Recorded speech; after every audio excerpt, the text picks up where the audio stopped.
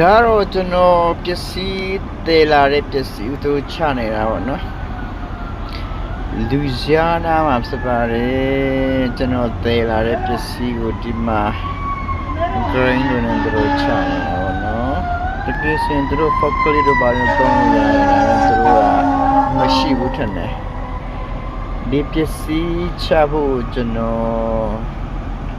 4 နာရီနေပါဆောင်ရတယ်ပေါ့နော်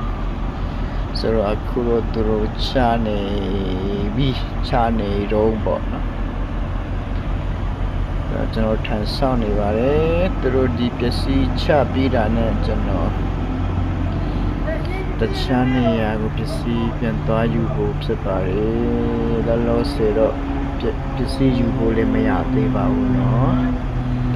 ဒီပစ္စည်းကိုချပြီးလို့ရှိရင်တော့နောက်ထပ်ယူဖို့ပစ္စည်းမရသေးဘူးဆိုရင်ဒီနေရာကနဲ့အနီးတစ်ဝက်မှာကာနာလို့ရတဲ့နေရာကိုရှာပြီးတော့မှကျွန်တော်နားမှာဖြစ်ပါတယ်အဲ့ဒီနေရာကနဲ့နောက်ထပ်အလုပ်ရဖို့ပစ္စည်းယူဖို့ပြန်ဆောင်ရအောင်မှာဖြစ်ပါတယ်ဒါကတော့အမေရိက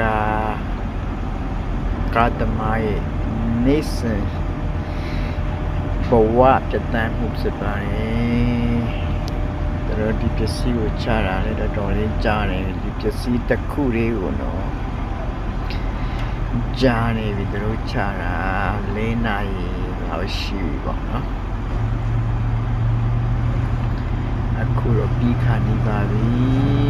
ဆိုရင်တော့ချပြီးတော့ကျွန်တော်လည်းဒီရတယ်မြန်လေးထွက်လို့ရပြီပေါ့နော်လူဇီယာနာမှာပစ္စည်းလာချတာဖြစ်ပါတယ်ခင်ဗျာ